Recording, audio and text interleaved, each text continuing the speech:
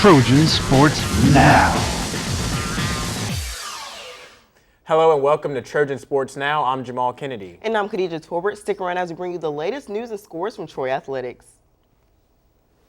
The Troy football team tried to come back full force and earn another victory at home, but fell short to the Idaho Vandals 19-16 in Troy's homecoming game. Head coach Neil Brown knows it takes time to rebuild a program and wants the fans to know he is not discouraged on where his team is headed.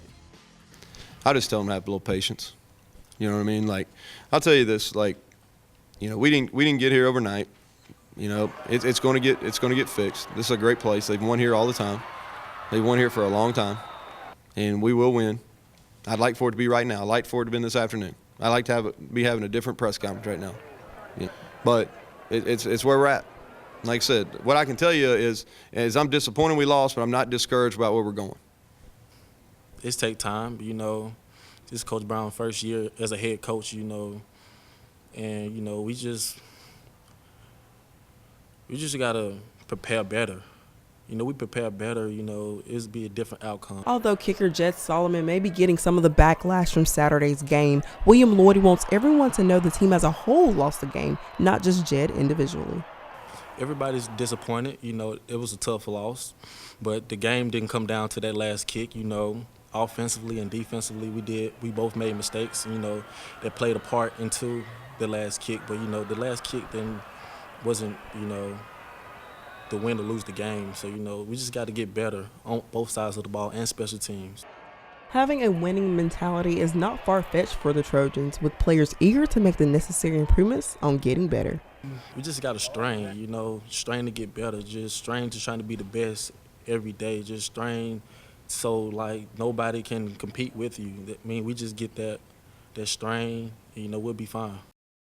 Despite entering the game in the third quarter, senior quarterback Dallas Tidwell still managed to throw for 168 yards. Brandon Burks led the team with 83 rushing yards. Teddy Rubin racked in 109 yards receiving, and William Lloyd led the defense with 9 tackles. The Troy soccer team continued its win streak on Friday against Georgia Southern with a 1-0 victory. Head coach Jason Hamilton knew heading into this match that Georgia Southern would be an intense competitor.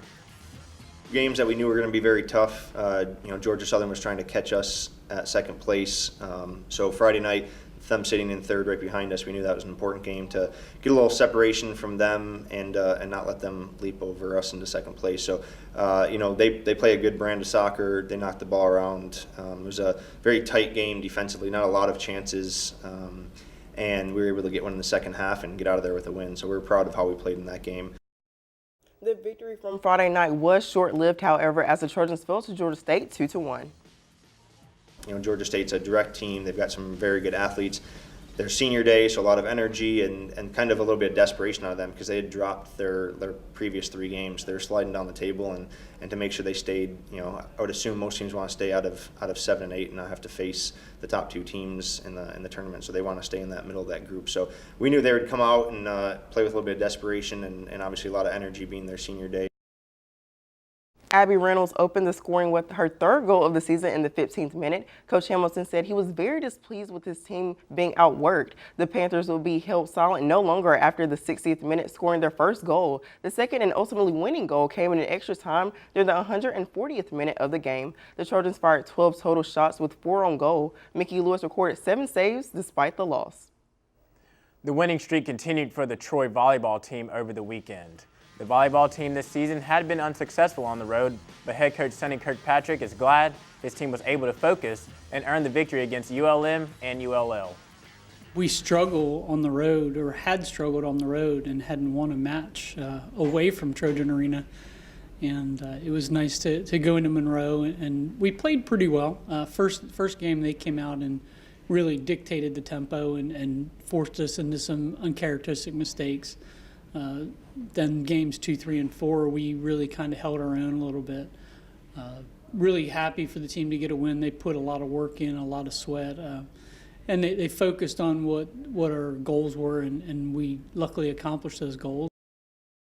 Winning on the road last weekend in Louisiana, the Trojans could break some records tonight if they win against Texas State. Troy is currently on an 8-game winning streak.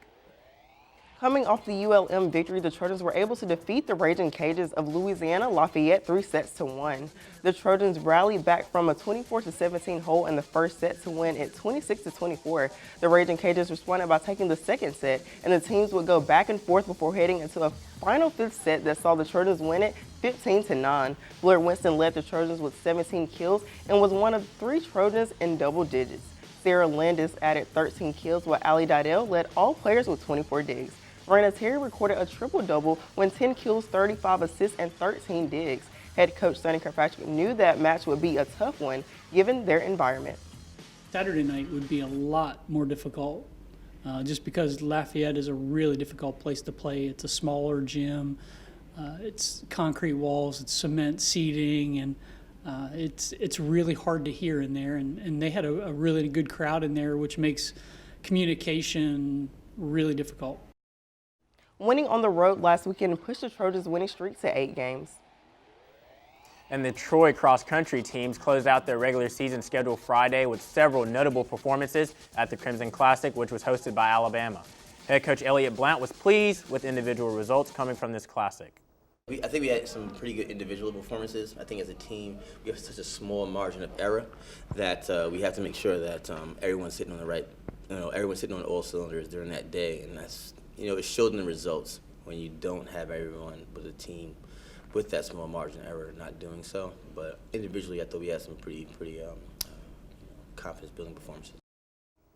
The team will have the next couple of weeks off, preparing for their next run Sunday, November 1st at the Nash Battlefield Farm in Atlanta, Georgia. The Troy men's and women's tennis teams were in action over the weekend in Tuscaloosa and Auburn for the ITA Southern Regional Championships. Starting off in Tuscaloosa, men's senior Giovanna Somaha made it all the way to the semifinals and lost to Auburn's Max Hensendales. In addition to his semifinals finish, Somaha also advanced to the round of 16 alongside doubles partner Pablo Marino. For the women, sophomore Mina Ju and efforter Erlina fell in the semifinals to a duo from Mississippi State. Next up for the Troy tennis team is the Big East Tennis Classic on Friday in New Orleans.